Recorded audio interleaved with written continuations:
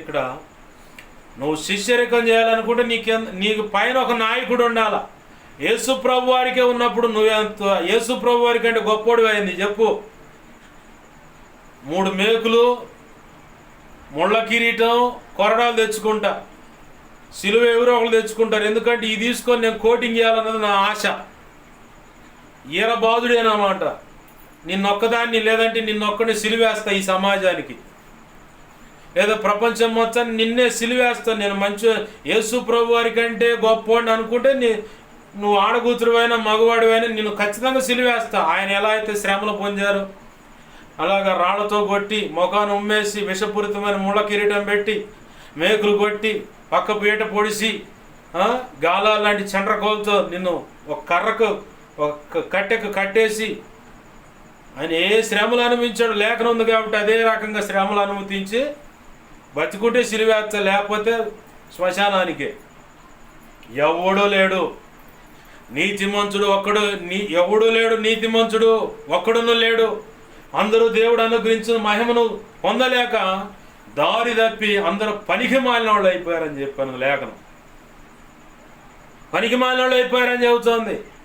మరి యేసు ప్రభు వారే నిన్ను రక్షించుకున్న ఆయనే తండ్రి అయిన దేవునికి లోబడితే నువ్వెవడవయ్యా లోబడని అంటానికి?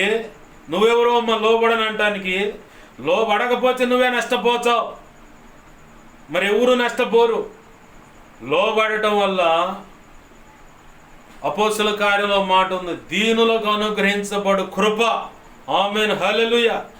ఆ కృప పొందుకుంటావు. కృప ఉంటే చాలిక. లోబడనోడికి కృప దొరుకుద్దా? కడుపును పుట్టిన కొడుకే తిరుగుబాటు చేస్తా ఉంటే, కూతురే తిరుగుబాటు చేస్తా ఉంటే దుమ్ము కొడతావు. ఎందుకని? నీకు లోబడచలేదని.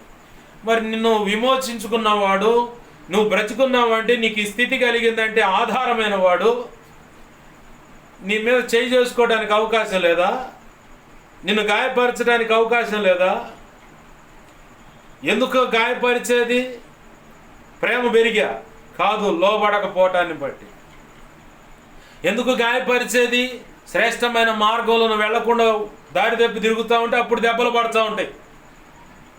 సామెతల గ్రంథంలో మాట ఉంది, నా కుమారుడా, తండ్రి అంటే దేవుడు అనుగ్రహించు శిక్ష. శిక్ష అంటే 2 రకాలు. మాట వినకపోతే దెబ్బలు పడేది ఒక రకం. రెండోది ఏంటంటే పిల్లగాడిని స్కూలుకో కాలేజీకి పంపిస్తే ఏం నేర్చుకుంటారు? విద్యా బుద్ధులు. అది రెండవ శిక్ష. శిక్షణ ఉంది, 2 ఉన్నాయి.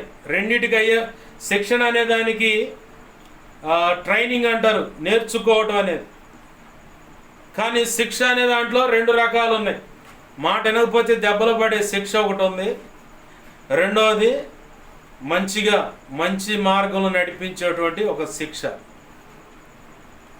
దేవునికి మహిమ కలుగును గాక. హల్లెలూయా. ప్రభునందు ప్రేమ దేవుని బిడ్డ గమనించండి. యేసు ప్రభు వారే తండ్రి అయిన దేవునికి లోపడ్డాడు. అపోస్తులు లోపడ్డారు. అపోస్తులను చూసి మిగతా వాళ్ళు శిష్యరికం చేసేవాళ్ళు లోపడ్డారు.